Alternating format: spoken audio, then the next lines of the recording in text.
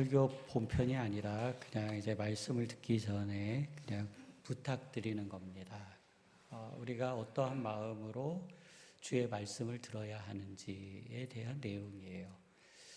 설교 원고, 그러니까 대략 5, 6년 정도 되면 사람들이 조금 플러스해서 30년이라고 합니다.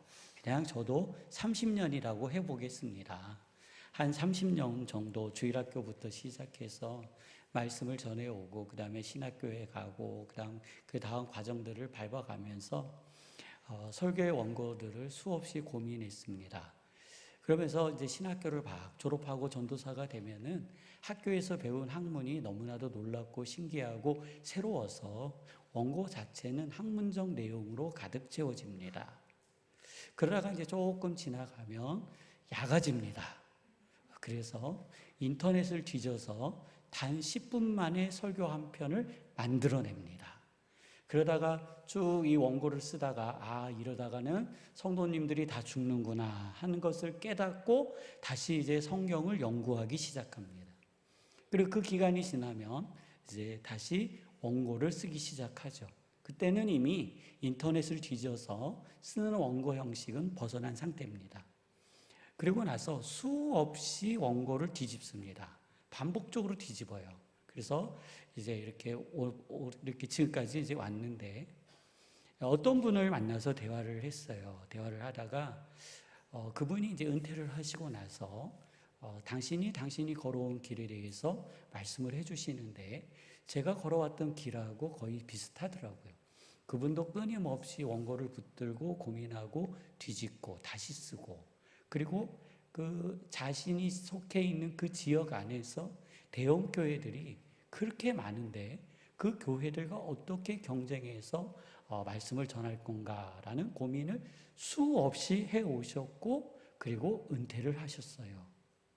그리고 나서 이분이 은퇴한 이후에 깨달은 것을 오늘 저에게 말씀해 주셨고, 오늘 이것이 성도님들에게 들려지는 겁니다. 저보다 더 한평생 설교하셨던 분, 그리고 그분이 은퇴한 이후에 나름대로 자신의 사역을 또 감당하면서 깨달은 것, 그것은요, 설교, 하나님의 말씀은 하나님의 마음을 전하는 것이다 라는 겁니다. 아무리 원고가 잘 써지고 기가 막힌 논리와 예화가 가득하더라도 그 원고 속에 하나님의 마음이 전달되어지지 않으면, 목사는 하나님의 마음을 전하는 사람이구나 라는 거예요. 그래서 충격을 받았습니다. 충격을 받았어요. 나는 나의 원고 속에 얼마나 많이 하나님의 마음을 전했는가 하는 물음을 갖게 되었습니다. 그래서 이제 그때부터 다시 작전을 바꿨습니다. 어떻게 하면 이 원고 속에 하나님의 마음을 잘 전달해 드릴 수 있을까? 오늘 성경 속에 애타는 그 하나님의 마음을 매 시간마다 어떻게 전달해 드릴 수 있을까? 그래서 우리의 기도의 제목도 바뀌어야 되는 겁니다.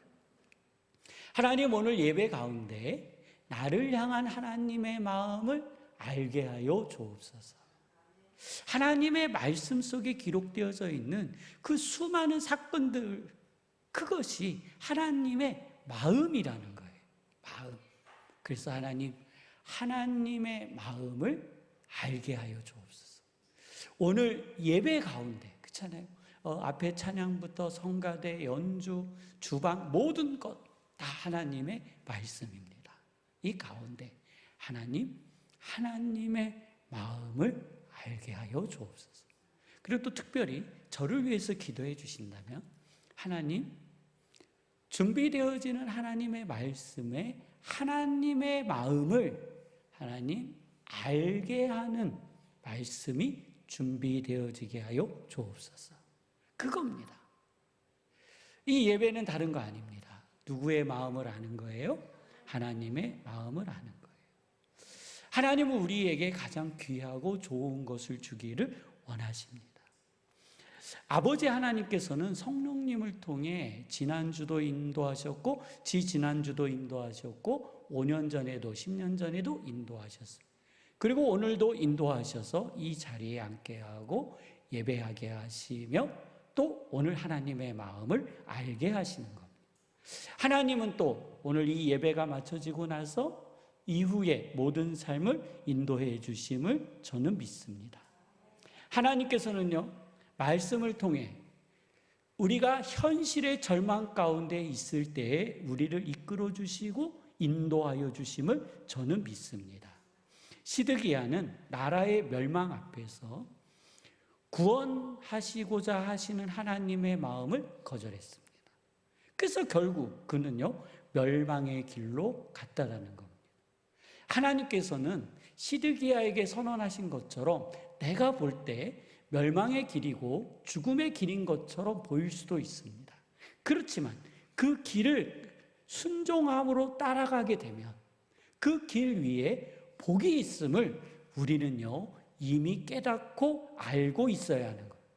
대략 연령대가 45세 이상 되시는 분은 알고 있으셔야 되고 45세 미만 되는 분들은 이제 내가 하나님 목사님의 저 말씀이 깨달아지게 하여 주옵소서 하고 기도해야 합니다. 하나님께서는 우리가 보기에 어렵고 힘들고 죽음의 길인 것처럼 보이지만 하나님이 인도하시는 그 길은 복의 길입니다. 오늘 우리 함께 이 복을 선언하도록 하겠습니다. 하나님, 저를 복되고 복되며 복되게 하옵소서. 하나님, 저의 생각을 복되게 하시고 몸을 복되게 하시며 마음을 복되게 하옵소서. 하나님, 저의 자녀를 복되고 복되며 복되게 하옵소서. 아멘. 오늘 아침에도 성도님들은 결정을 하셨어야 합니다.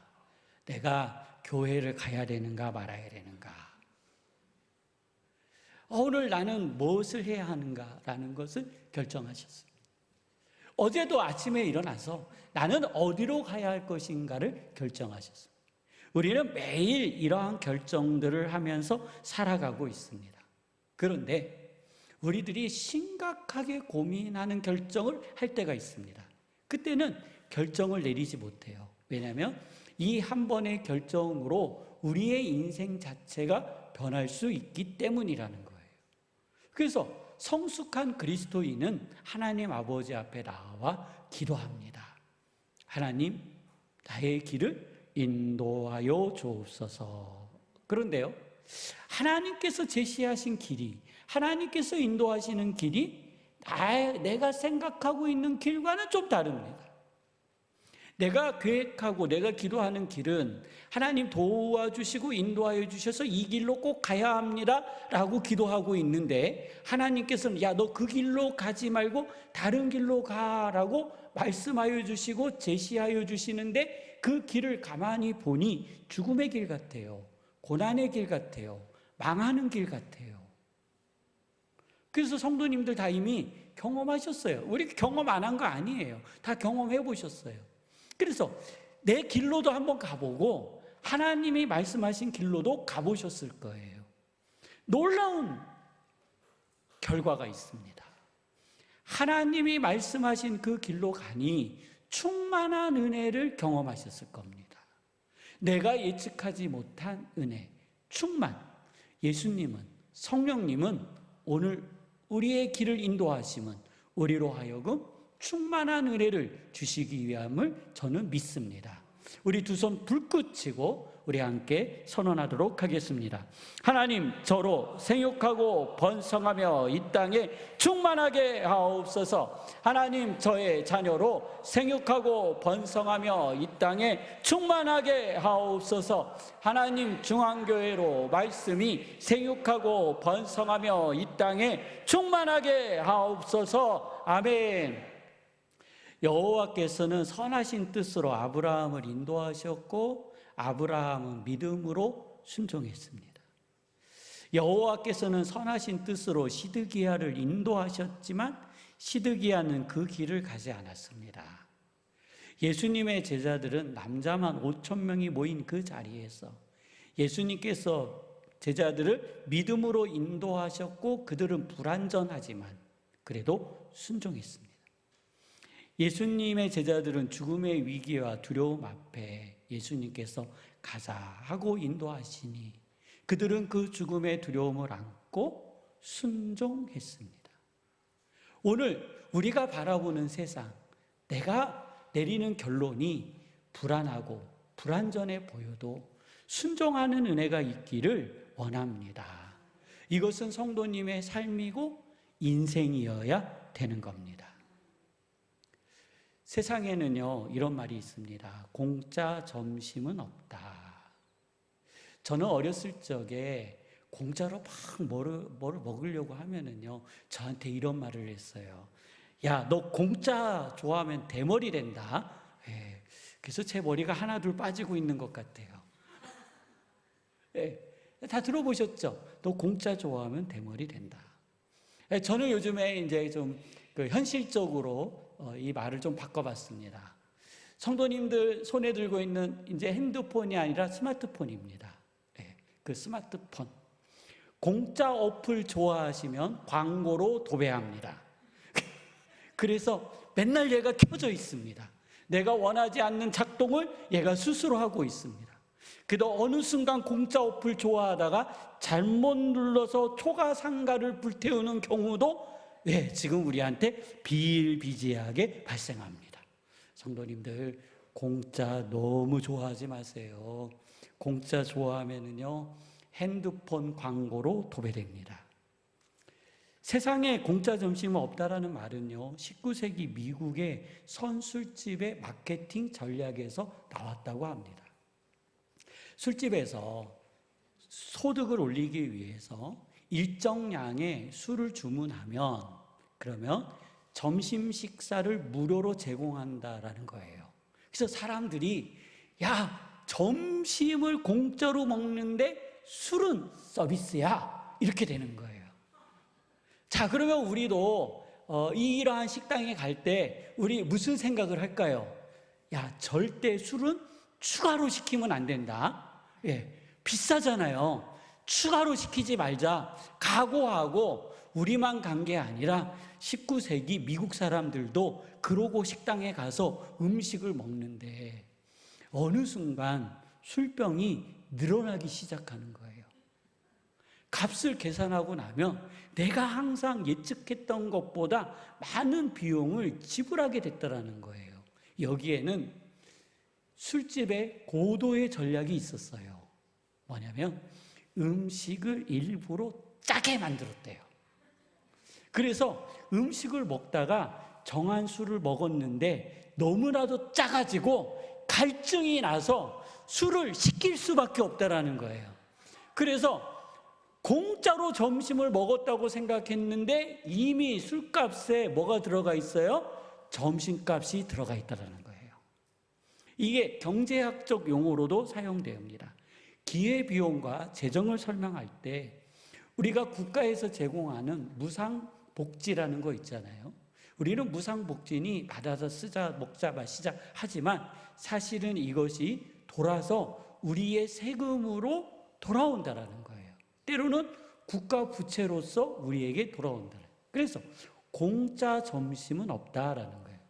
또 성도님들께서 제한적인 재정을 가지고 어떠한 곳에 갑자기 재정이 지출되게 되면 그러면 재정은 제한적이기 때문에 다른 곳에 지출해야 하는 곳을 못 쓰게 되는 겁니다. 그래서 그 값을 꼭 치른다라는 의미를 가지고 있습니다. 금융에서도요, 이런 말이 사용되어지죠. 저부터서도요, 적금 하나 넣으려고 하면서 꼴랑 한 달에 5만 원짜리를 넣으면서 만기 시 나한테 이자 얼마 줄래 하고 따지는 거 있죠. 그래서 나는 500만 원을 넣는데 1000만 원을 줘야 돼. 이렇게 해요. 아니, 꼴랑 5만 원 놓고 50만 원 넣어놓고 이자는요 3배, 4배, 5배 받으려고 그래요. 이럴 때 이렇게 얘기해 주는 거예요. 적은 소득, 적은 투자는 고소득을 받을 수가 없다라는 거예요. 위험 수익, 원금이 보장되려면 이자 수익도 적은 거예요. 원금이 보장되어지지 않는 위험한 투자만이 고수익을 보장할 수 있다라는 거예요. 이 얘기는 원금도 잃어버릴 수도 있는 곳에 투자를 해야 내가 많은 돈을 거둘 수 있다라는 이야기를 하는 거예요. 이것이요, 성도님들과 우리가 살아가는 세상의 이야기예요. 이거 별다른 이야기가 아니에요. 우리는 지극히 이 공짜 점심은 없다라는 이 말에 맞추어서 성도님들은 항상 살아가고 있어요. 우리는 이것에 너무나도 익숙해요. 그런데 이 익숙한 공식이 우리의 신앙 안으로 들어올 때 문제가 시작되는 거예요. 하나님의 말씀 안에 들어올 때 뭔가 심각한 문제가 발생돼요. 우리는 그 공식을 너무나도 자연스럽게 이렇게 사용해요. 은혜 받을 짓을 해야 은혜를 받지. 이해가 되시나요? 은혜 받을 짓을 해야 뭐를 받는다고요? 은혜를 받아요. 정말 그럴까요? 은혜 받을 짓을 해야 은혜를 받을까요? 아닙니다. 하나님의 말씀은 전혀 다르게 우리에게 말씀하고 계시는 거예요. 오늘 우리들이 읽은 로마서 4장을 통해 전혀 다른 말씀을 우리에게 해주시는 겁니다. 오늘 4장의 전체 내용을 제가 성도님들에게 질문으로 한번 바꿔보겠습니다. 아브라함의 부르심은 아브라함이 할 일을 받기 전일까요? 받은 후일까요? 언제예요? 받기 전이죠. 아브라함은 의인이기에 의인이라 하셨을까요? 그가 바랄 수 없는 가운데 믿음으로 의인이 되었을까요? 네, 그가 의인이기에 의인이 된 것이 아닙니다. 그가 바랄 수 없는 믿음으로 그 뜻을 믿었기에 그를 하나님은 의인이라 하셨다는 거예요. 믿음을 의로 여기셨다는 겁니다. 하나님께서는요, 아브라함을 선하신 뜻으로 부르셨고 아브라함은 순종했으며 하나님께서는 믿음으로 순종하는 삶을 이끌어 주셨습니다. 하나님의 선하신 인도하심을 받았다고 해서 모두가 다 아브라함처럼 믿는 것은 아닙니다. 같은 하나님의 말씀이 선언되어지고 선포되어지고 은혜의 길을 활짝 열어주셨지만 오늘 우리 앞에 놓여있는 현실을 은혜보다 더 크게 보다 보면 우리는 그 은혜의 길을 거절하게 되는 겁니다. 이건 이미 성도님들께서 앞서 말씀드린 대로 경험되어진 바입니다. 말씀에는 그 사람이 바로 시드기야입니다. 시드기야는 남유다의 20대 마지막 왕이 되었고 시드기야는 바벨론에 의해 왕이 되었습니다. 그러니까 바벨론이 쳐들어와서 공격해서 야 시드기야 네가 왕이 돼 해가지고 왕을 세웠습니다.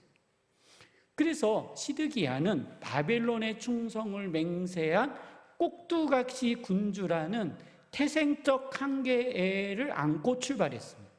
그 한계점을 벗어날 수가 없어요. 벗어날 수가 없어요. 친바벨론이에요. 친바벨론주의에 있어요. 그러니 백성들은 이 시드기야의 치세를 따르지 않아요. 그러다가 기회가 왔어요. 기회가 와서 반바벨론주의 정책을 선택했어요. 이 일로 인해서 이스라엘에 커다란 위기가 찾아왔습니다. 예레미야는 여러 번 하나님의 뜻에 순종하기를 그리고 친바벨론 정책을 선택하라고 끊임없이 권면했습니다. 그런데 시드기야는 그것을 거절했어요. 바벨론은 이스라엘을 공격했고 예루살렘 성을 18개월 동안 포위했고 그 안에 예루살렘 성은 극심한 기근과 전염병까지 돌게 됐다는 거예요. 친바벨론주의처럼 보이는 예레미야의 예언이에요. 왕이여 성문을 여십시오. 우리가 저 바벨론에게 항복해야 합니다. 이 말은 바벨론에게 저항하고 있는 나라와 민족과 군인들에게는요 사기를 꺾는 말이에요. 그건 안 되는 거예요. 바벨론은 그러니까 이 예레미야는 하나님의 말씀으로 친바벨론주의적 정책을 선택하고 그것을 강요하고 있는 사람으로 보이는 거예요. 그럼 어떻게 해야 될까요?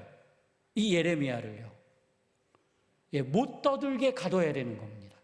하나님의 말씀을 예언 못하도록 가둬야 되는 거예요. 그래서 예레미야는 돌도 맞고 감옥에도 갇혔어요. 마지막에는 운물 감옥에 갇혔는데요, 이 운물 감옥은 깊게, 운물처럼 깊어서 서서 있어야 된대요. 눕지도 못하고 앉지도 못한대요. 사람이요. 그 감옥에 갇혀 있을 때에 시드기야가 예레미야를 부릅니다. 그리고 하나님께서 우리 이스라엘을 어떻게 하실지에 대해서 묻습니다. 하나님께서는 시드기야 왕에게 선한 길로 인도해 주시죠. 그리고 이렇게 말씀하십니다. 야, 시드기야, 너 바벨론 왕의 고관들에게 항복해. 그러면 내 생명이 살고 내 가족이 살고 이 성이 불살라지지 않을 거야. 그런데 네가 항복하지 않으면 이 성은 불살라지고 수많은 사람들은 죽게 되고 이 나라는 갈대아인의 손에 넘어가게 될 거야. 너 어떻게 할래? 빨리 뭐 하라고요? 항복하라는 거예요. 이 말을 들은 이 시드기야 왕 입장에서는요, 매우 곤란해요. 친 바벨론주의, 그 다음에 느부갓네살 왕이 자기 자신을 왕으로 임명하고 간 것으로 인해서 그 많은 조롱을 받았고, 그래서 그것을 벗어나고자 반바벨론주의적 정책을 시작했고, 그리고 전쟁이 시작된 겁니다. 무엇 하나 선택할 수 없어요. 항복을 하자니 항복을 한 이후에 민족의 손가락질이 부끄럽고, 전쟁을 하자니 국방력도 없고, 그리고 이스라엘을 도와줄 애굽도 없는 거예요. 어디에다가 손을 벌려야 할지 모르는 거예요. 그리고 어떻게 해서든지 시드기야 입장에서는 이 전쟁을 승리로 이끌어야 되는 거예요. 바벨론을 무찔러야 돼요. 그래야 그의 치세가 안정화되어지는 거예요. 갈등하고 있을 때 하나님께서 다시 시드기야에게 이렇게 말씀하세요.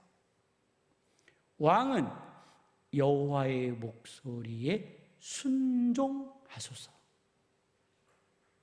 왕은 누구의 목소리예요? 여호와의 목소리에 순종하소서.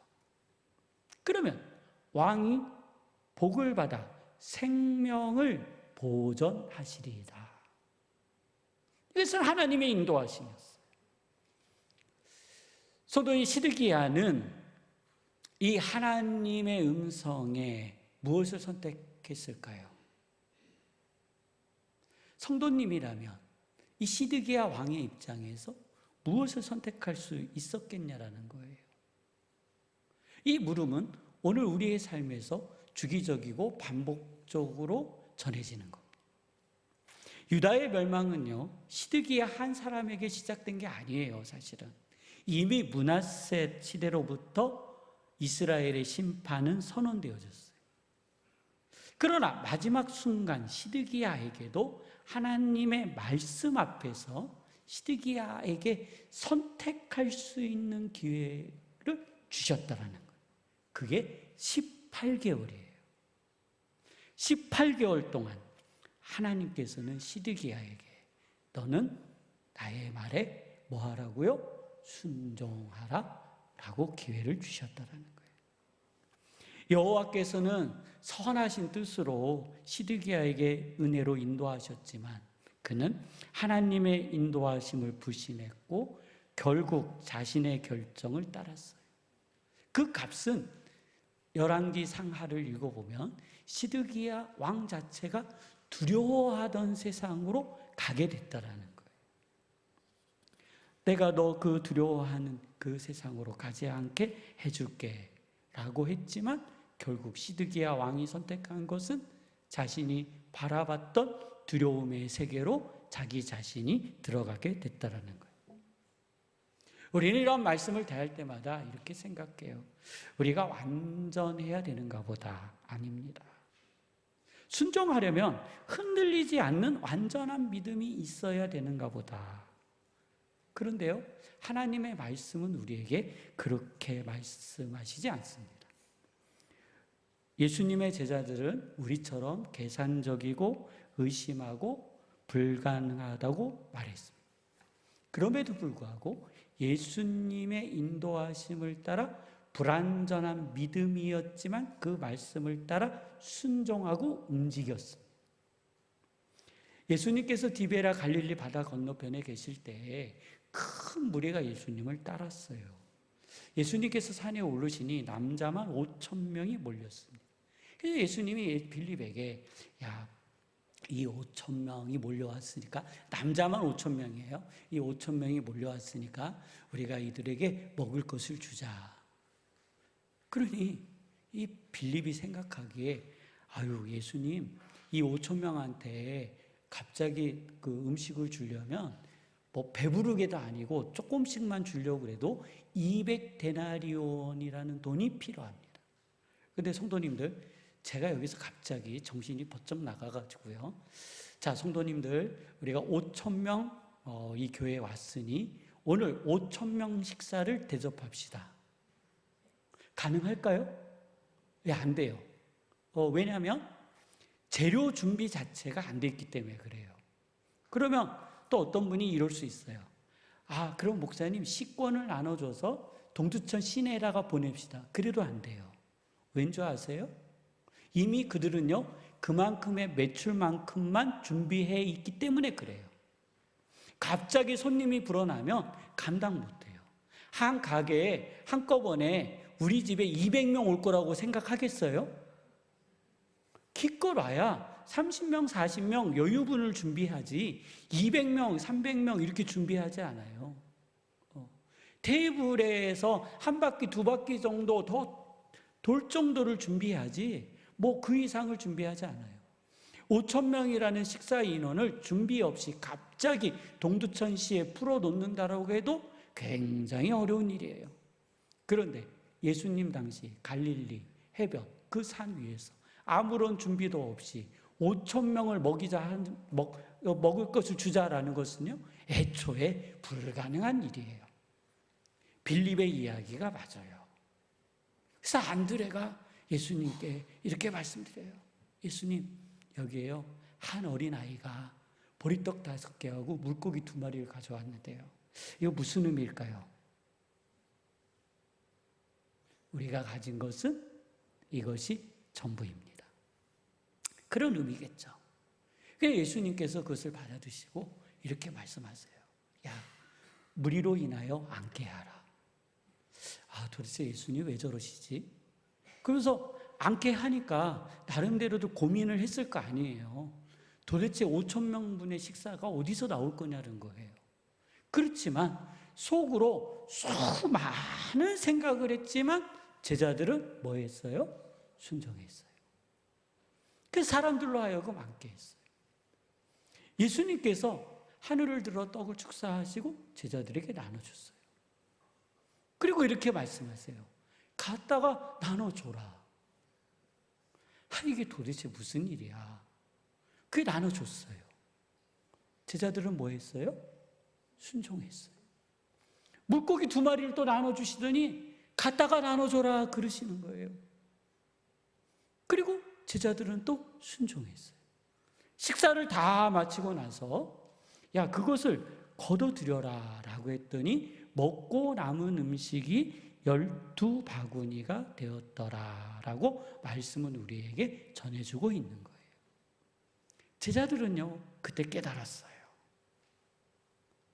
우리는 순종만 하면 되는구나. 그 뜻을 이루시는 분은 누구세요? 예수님이라는 거예요. 우리는 순종만 하면 하나님의 선하신 인도하심이 있고 그 걸음에 내가 순종만 하면 그 일을 책임져 주시는 분은 누구시라고요? 예수님.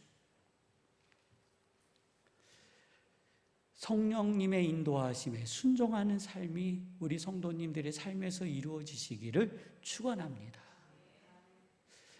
말씀에 순종하는 것이 언제나 이렇게 풍성한 12바구니를 보는 길만은 아니라는 것을 우리는 잘 알고 있습니다. 그래서 우리는 여기에 대해서 때때로 근심하는 거예요. 그래서 그 말씀의 길을 따라가는 것이 때로는 손해처럼 보이고 위험한 것처럼 보이고 심지어 죽음의 길처럼 보일 때도 있어요.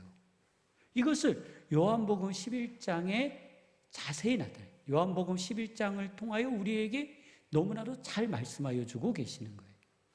예수님께서는 당시 개혁의 아이콘이었어요. 새로운 시대, 새 시대의 참 선지자였어요. 그런 만큼 기존 세력에게 위협이었고 기존 세력은 예수님의 무리를 위협하고 있었고 그들의 생명도 위협하고 있었어요.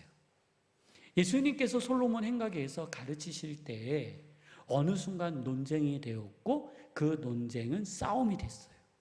사람들은 손에 돌을 들었고 예수님과 제자들을 죽이려고 했어요.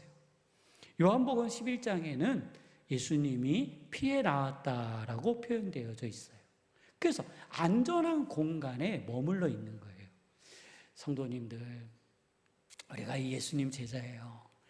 분노한 회중이 돌을 손에 들고 나한테 던지려고 액션을 취하고 있는데 겨우 도망쳐 나왔어요. 가슴이 놀랬겠어요? 안 놀랬겠어요?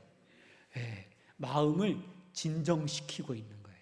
그때 소식이 들려와요.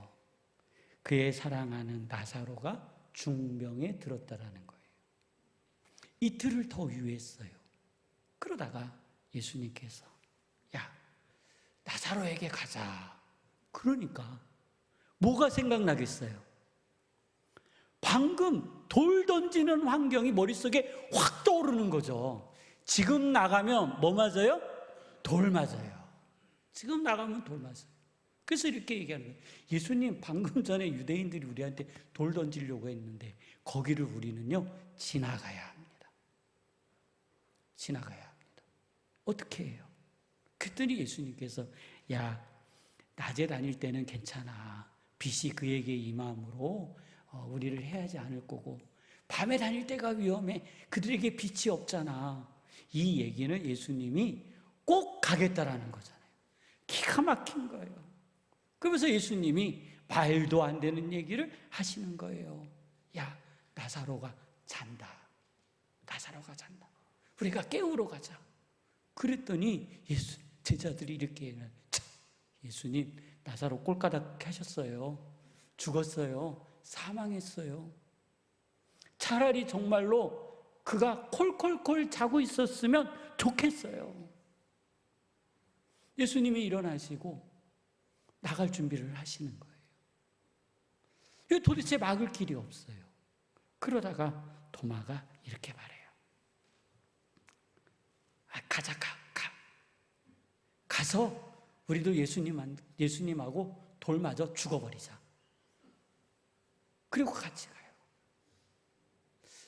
이 도마의 고백은 그에게 완전한 믿음과 완전한 이해가 있어서 한 고백이 아니에요. 그에게는 죽음에 대한 두려움이 있었어요. 그리고 화도 났어요. 짜증도 났어요. 중요한 것은 뭔지 아세요? 예수님과 동행하고 순종했다라는 거예요. 마침내 도마는요, 순종했어요. 그의 고백이, 그가 하는 말이, 예수님의 말씀이 자기 자신에게 이해되어지지 않고 죽음의 길처럼 보이지만 도마와 제자들은 순종했어요. 그러므로 나사로의 소생은요, 곧 제자들의 믿음이 되었다라는 거예요. 예수님께서는 제자들을 선하시게 믿음의 길로 인도하셨고 제자들은 부족하고 불완전하고 화도 나지만 그렇지만 주의 선하신 뜻에 순종했다라는 거예요. 무엇인가 완전하고 화도 안 나고 감정도 없고 완벽한 툴을 보고 순종한 게 아니에요. 그들은 우리처럼 말씀이 선언되어질 때 억울하고 슬프고 힘들고 내가 그걸 왜 해야 되는지 도무지 이해 안 되는 것처럼 이 제자들도 마찬가지였다라는 거예요. 성도님, 우리는요 완전해서 부족하지 않아서 순종하는 것이 아닙니다. 우리는 부족하고 불완전한 존재들입니다. 이런 불완전한 가운데 우리는 순종하는 겁니다.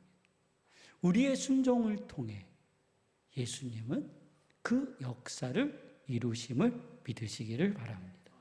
말씀을 정리합니다. 아브라함은요, 바랄 수 없는 현실보다 약속하신 하나님의 언약을 믿었습니다. 시드기야는 살리시려는 말씀을 들었지만 현실의 두려움을 선택했습니다. 제자들은 5,000명 앞에서 계산했어요.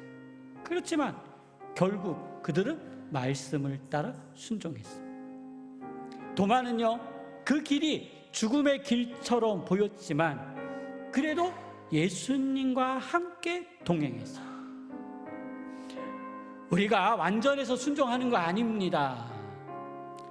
모든 것을 알아서 순종하는 것도 아니에요. 단 하나입니다. 말씀하시는 분이 선하신 우리의 아버지요 하나님이시기 때문에 우리는 순종하는 겁니다. 말씀하시는 하나님께서 우리를 가장 귀하고 좋은 곳으로 안내하심을 믿음으로 우리는 순종하는 겁니다. 그래서 우리는 기억해야 합니다.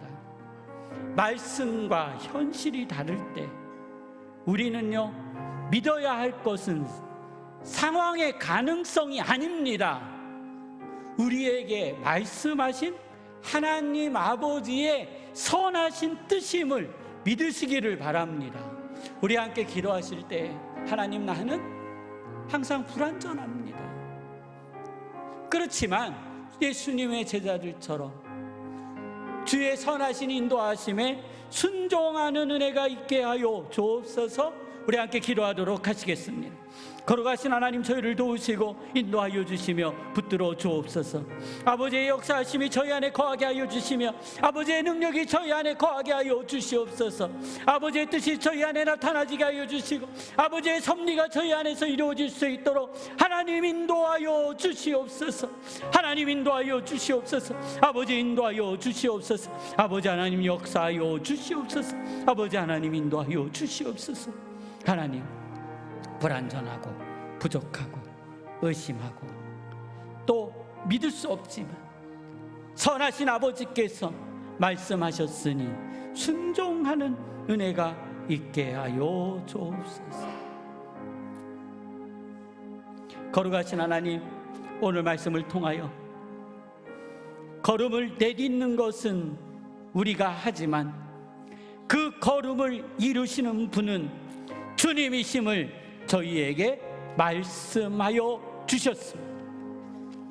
하나님, 이 주의 말씀을 저희의 삶에서 이루어내게 하여 주옵소서. 예수님의 이름으로 기도드립니다. 아멘. 우리 봉헌 찬송 544장 1절, 2절, 4절 찬양하시겠습니다. 1절